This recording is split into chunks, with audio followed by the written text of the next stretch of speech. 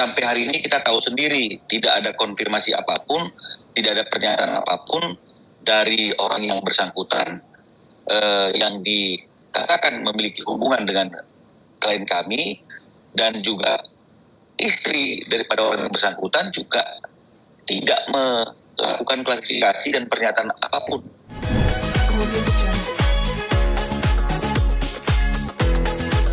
Berawal dari postingan di story Instagramnya Yuni Shara, itu hanya sebagai satu pemberitahuan kepada media sosial atau akun-akun. Beberapa waktu ini kan suka memberitakan berita yang tidak memiliki nilai kebenaran, ya. Di dalam berita itu kan jelas-jelas kalau kita lihat dan kita cermati, kita juga sudah catat akunnya semua segala macam itu kan menceritakan seolah-olah ada suatu peristiwa di mana Yuni Shara ini mengambil suami orang lain atau punya hubungan dengan suami orang lain, ya. Nah, sementara apa yang diberitakan itu tidak mengandung nilai kebenaran, ya. Itu semuanya bohong dan cenderung fitnah, ya. Karena sampai hari ini kita tahu sendiri tidak ada konfirmasi apapun, tidak ada pernyataan apapun dari orang yang bersangkutan yang dikatakan memiliki hubungan dengan klien kami, dan juga istri daripada orang yang bersangkutan juga tidak melakukan klarifikasi dan pernyataan apapun, ya.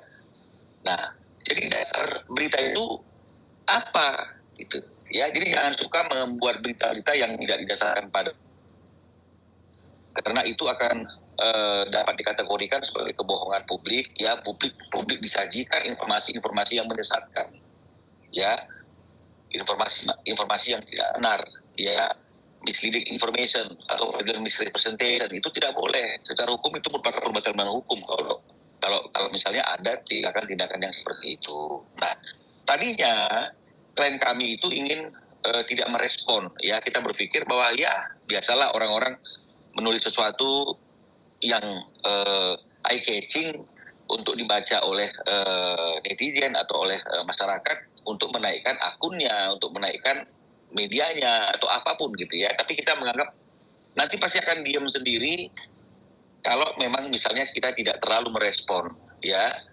Karena jangan-jangan mereka ingin kita ada respon untuk menaikkan akunnya mereka, kan begitu. Nah, tapi kalau ini terus menerus, ya, artinya itu mereka lakukan, ini lama-lama tentu akan menimbulkan keresahan, menimbulkan ketidaknyamanan bagi klien kami, ya. Apalagi klien kami baru juga keluar dari rumah sakit dalam keadaan yang tidak fit, ya. Ada pemberitaan-pemberitaan yang tidak benar. Paling tidak dia pasti akan direpotkan, harus menjelaskan dan mengklarifikasi katanya dari orang-orang tertentu tentang kebenaran berita itu. Nah, jadi ini sudah sangat tidak memberikan kenyamanan. Nah, makanya ada satu postingan yang dibuat di story-nya dan di feed-nya klien kami Yuni Shara itu, ini sebagai suatu peringatan. Ayo dong, gitu, ya. Kita sebagai masyarakat yang sudah modern, ya, ada teknologi itu jangan digunakan untuk melakukan hal-hal yang tidak benar, tidak baik, ya. Mari kasih informasi yang mengandung nilai kebenaran, bukan informasi-informasi yang mengandung nilai sensasi untuk menjaring viewer, untuk menjaring orang-orang yang akan tertarik dengan akun kita, untuk menjaring subscriber. Nah, jadi ini maksud dan tujuan daripada postingan tersebut, ya. Dan saya perlu juga tegaskan bahwa klien kami masih memberikan kesempatan kepada media-media itu, ya, akun-akun yang memberitakan hal-hal yang tidak benar itu. Ayo dong, ya. Kalau memang itu benar, buktikan kebenarannya. Kalau itu hanya cerita-cerita yang tidak mengandung kebenaran, dan kami yakin karena klien kami mengatakan demikian, tolong semua berita tersebut di take down, ya. Tolong sampaikan permintaan maaf, ya. Jadi ini kan juga sejalan dengan adanya restoratif justice, ya, bagaimana semua persoalan-persoalan itu bisa kita selesaikan dulu dengan cara musyawarah dan kekeluargaan. Jadi ayo dong, artinya tidak perlu juga kita artinya tatap muka, tidak perlu juga kita misalnya harus ke kantor polisi untuk melakukan restoratif justice-nya, minta maafnya tetap ada panggilan polisi, minta maaf dipanggil polisi. Dan sekarang kami himbau ya agar akun-akun itu atau media-media yang memberitakan berita-berita yang hoax itu men-take down beritanya segera mungkin dan kemudian meminta maaf. Nah, jadi saya kira dengan kondisi yang seperti itu, masalah ini tidak akan berlarut-larut, tidak akan berpanjang-panjang, cepat selesainya secara elegan. Nah, karena kalau tidak kita kan tahu tuh ya banyak pasal-pasal yang bisa digunakan untuk menjerat pemilik akun ya. Saya kira seperti itu penjelasannya terkait dengan masalah kemarin mungkin ya ada story di IG-nya klien kami. Oke, Bang, terkait ini kan bisa dikatakan kayak belum ada konfirmasi untuk wawancara ataupun gimana-gimana gitu kan. Sangat menyesalkan nggak sih Bang? Karena kan yang diketahui juga katanya Mbak Yuni sendiri sudah mengantongi beberapa beberapa akun nih Bang. Iya dong. Jadi makanya tadi yang seperti saya katakan tadi kan itu bahwa informasi yang kita sajikan dalam akun kita, dalam media kita, itu kan harus berdasarkan data yang akurasinya sudah terjamin, ada suatu proses yang juga benar melalui informasi dari orang-orang yang memang berkaitan dengan peristiwa hukum yang diberitakan itu, ada wawancara, ada keluhan, ada komplain, ada laporan, terjadi sesuatu tindakan yang seperti dituduhkan kepada klien kami, mungkin informasi itu masih bisa kita nilai jangan kebenarannya, kan begitu, ya. Satu pemicu akun misalnya atau dua pemicu akun atau media yang memberitakan berita hoax tersebut dan kemudian pihak-pihak lain mendompleng ya, mengkloning misalnya gitu ya, istilahnya kan begitu ya, dari akun-akun tersebut seolah-olah hanya untuk kepentingan pribadinya mereka, hanya untuk keuntungan pribadinya mereka atau akunnya mereka atau apapun juga yang menimbulkan kerugian bagi pihak lain, ini kan sudah merupakan perbuatan yang melawan hukum. Jadi sangat disayangkan sekali gitu loh. Jangan hanya gara-gara undang-undang informasi transaksi elektronik saat ini sedikit dilepaskan dengan adanya itu sehingga dianggap tidak lagi efektif berjustice, terus kita kemudian suka hatinya memberitakan sesuatu berita yang tidak dapat dipertanggungjawabkan kebenarannya. Ya, lihat dong itu dari itu kasusnya Bang Haris ya dengan Pak Luhut Binsar Panjaitan. Bukankah itu juga berasal dari berita dan informasi-informasi tentang kebenarannya di media sosial? Nah, dan saya kira penegak hukum tidak akan tebang pilih. Ya, dalam menegakkan hukum itu semua orang memiliki hak yang sama. Jadi kalau memang misalnya undang-undang informasi transaksi elektronik ada aturan-aturan yang lain bisa diterapkan untuk menjerat orang karena memberitakan kebaikan dan kepentingan orang lain.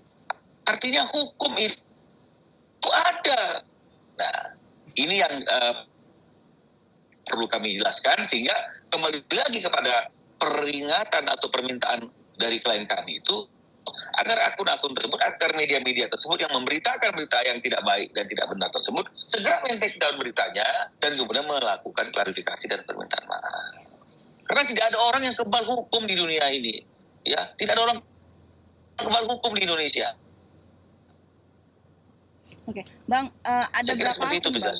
Ada berapa akun kira-kira, Bang? Kalau saya jumlahkan akunnya itu sudah kita catat, semua sudah kita simpan semua, termasuk semua segala macam sebelum terlanjur terburu kemudian kabur ya. Saya bisa katakan persisnya mungkin akan banyak sekali, tapi mungkin lebih dari 3. Lebih dari 3. Ya. Nah, jadi ini yang saya katakan tadi itu, mungkin ada satu pemicunya, kemudian yang lainnya mendompleng. Kan kita biasa seperti itu ya. Kita punya yang namanya digital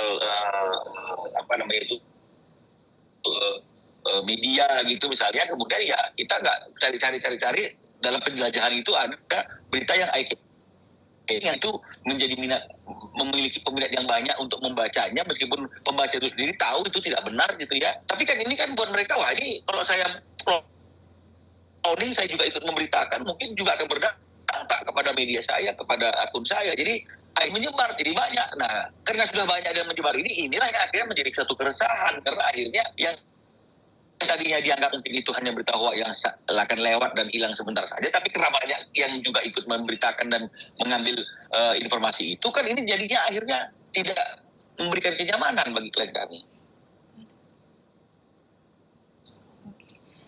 Bang, ini kan bisa dikatakan sudah ada 3 kantong, sudah ada 3 media yang akan dilaporkan. Memang akan segera dilaporkan? Lebih kurang, ya, lebih kurang. Atau memang menunggu? Tidak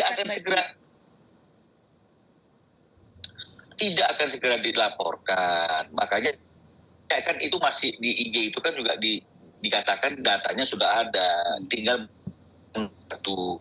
Nah, sekarang ini bilang tolong di take down beritanya yang tidak mengandung kebenaran itu, karena ada 2 paling tidak yang dirugikan. 1, klien kami karena itu dapat dikatakan sebagai fitnah dan mencemarkan nama baik klien kami. Kedua adalah masyarakat disajikan berita-berita yang tidak mengandung kebenaran, berarti ada kebohongan publik kan itu. Jadi kalau bisa ya di take down, kemudian meminta maaf, upaya-upaya hukum agar tidak perlu penyelesaian ini harus melalui meja hukum. Karena sekarang ini kan juga kalau misalnya ada masalah-masalah yang seperti ini kan agar mengedepankan yang namanya restoratif justice. Jadi inilah dia yang perlu kami jelaskan. Ayo dong, ya kita harus gentleman. Kalau kita merasa bahwa kita tidak memiliki data yang memiliki akurasi yang tepat, tolong di take down beritanya. Cukuplah beberapa waktu ini Anda mendapat perhatian dari orang-orang karena memberitakan hal tersebut yang tidak mengandung kebenaran. Cukup gitu. Oke. Artinya menegaskan di sini ya, somasi secara tidak langsung ya Bang ya? Somasi secara tidak langsung untuk media tersebut. Iya. Iya. Jadi kan kita Indonesia ini kan masyarakat timur yang sangat memiliki etika, apalagi klien kami Mbak Yuni Sarah itu kan juga seniman yang mungkin dia mengandung nilai, memahami betul nilai seni yang harus dilakukan semuanya itu dengan cara yang wise gitu, ya. Jadi bukan berarti kita tidak bisa melakukan tindakan yang tegas secara hukum. Contohnya sudah banyak yang seperti saya katakan tadi itu. Bahkan contoh terakhir, contoh yang heboh kan begitu, yang sampai ada demo dorong-dorongan di depan pengadilan kan begitu ya. Nah, awalnya kan juga sama. Nah, jadi ini yang saya harapkan jangan sampai itu terjadi. Begitulah dia kira-kira Mbak. Oke, siap. Makasih Bang. Ada hal yang mau disampaikan lagi Bang untuk si akun tersebut Bang?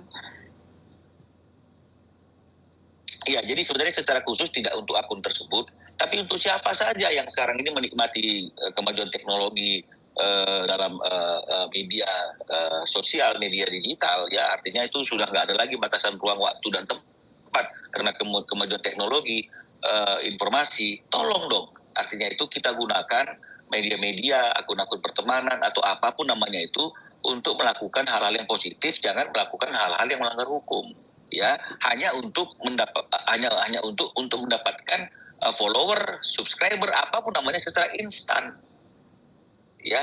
Hanya itu pesannya. Karena kalau tidak, satu saat kita pasti akan kena masalah secara hukum. Nggak hari ini, mungkin besok, nggak kalau kita terus menyebarkan kebaikan dan kebenaran, tapi suka menyebarkan kebohongan.